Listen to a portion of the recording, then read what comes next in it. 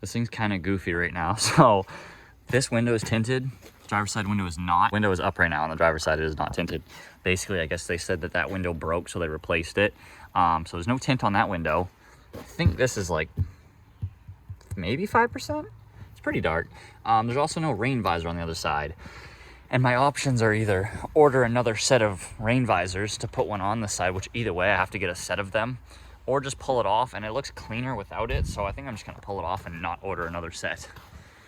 Now I gotta clean off all this crap. Good as new.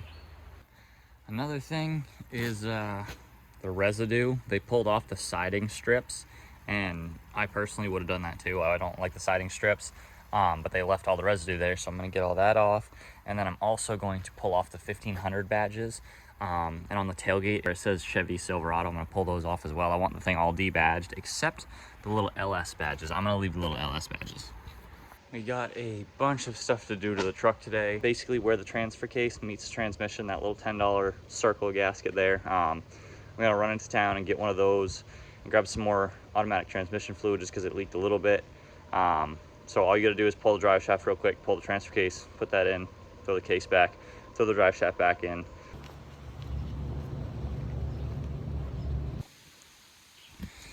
It's the little things that count.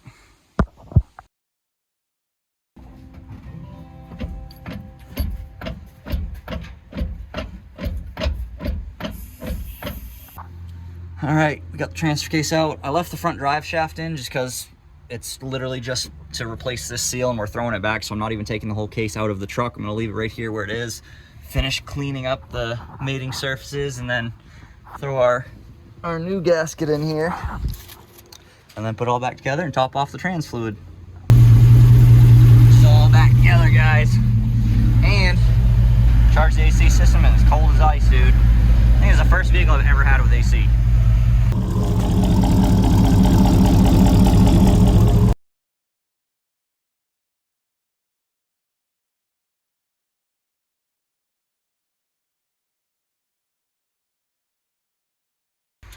Truck also doesn't currently have power steering, but they gave me a new power steering pump with it, so I just have to do it. It's not the easiest thing in the world, but it's not the hardest either. I'm gonna pull off the intake, fan shroud, pull off the fan clutch and fan, and then pretty much pop the belt off. And then there's a couple little bolts for this whole bracket, and you gotta pull off that pulley, and then you're at it, and there's 2 lines on it. So probably take an hour to do all of it and be done, but it'd be nice to have power steering again.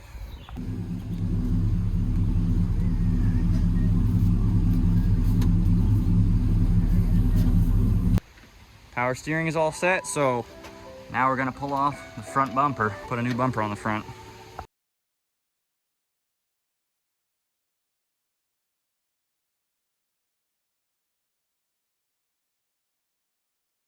Got new tires on it, fixed the power steering, new front bumper. Things just coming right together, so I'm gonna work on some of this residue.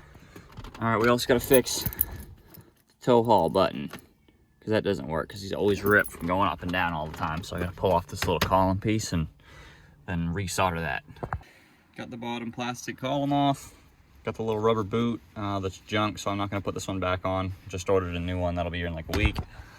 And then there's our tow haul wire. So I gotta open this one up a little bit so I can spread the two and then reconnect them.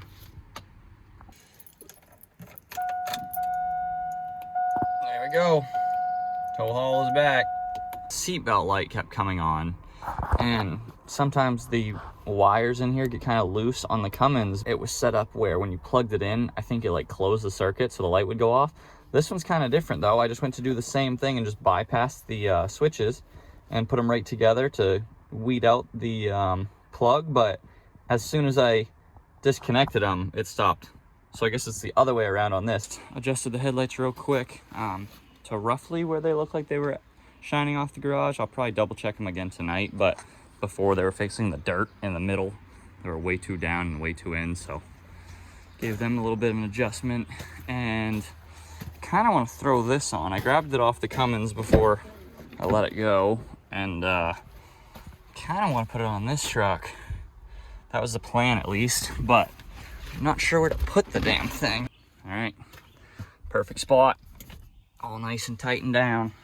The next 5 days say no rain. Today it says like in 4 or 5 hours there's a small chance of rain, but it's 75 and the sun is trying to come out right now. So the last couple of days it's done this thing where it says it's gonna rain all day and then we get nothing. And so I'm thinking this small percentage that we're gonna get later probably isn't gonna happen.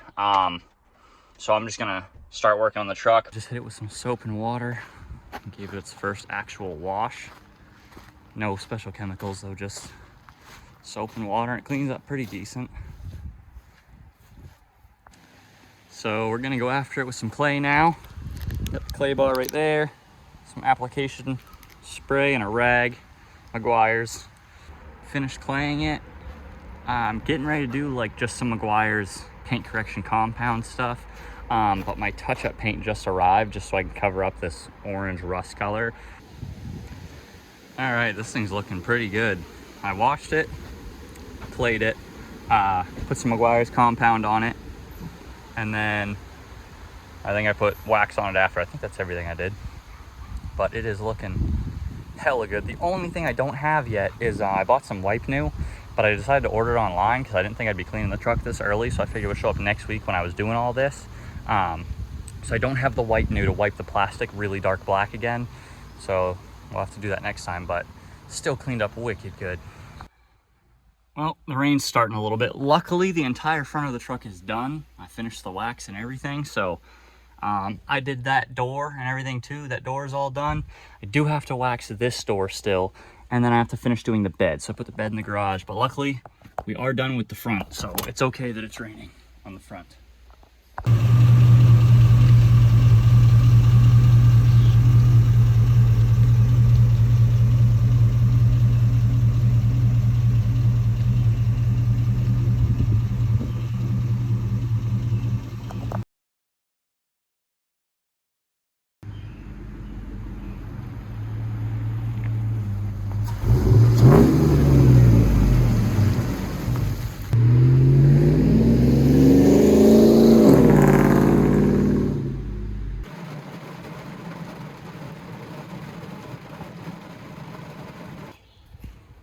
The rain just stopped, so I went around and wiped this thing off with a rag real quick, and it honestly still looks pretty decent even after the rain, just wiping it down with a rag.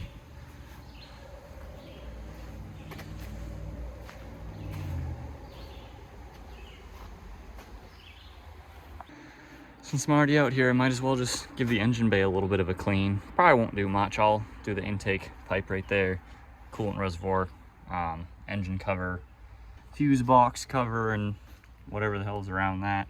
Maybe the brake booster, alternator, a couple little things that you just see right off the top. There you go, just a little bit cleaner. Not crazy, but just a tad nicer.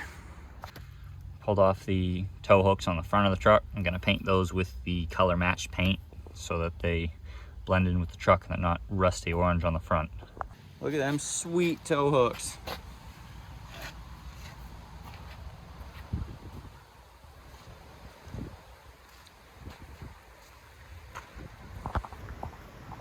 I ordered a bigger trans cooler for the front because this has the 4L60, which is really hit or miss depending on who you talk to. A lot of people say they're great transmissions as long as you maintain them and don't give them ignorant amounts of power without backing it up with the right parts inside them.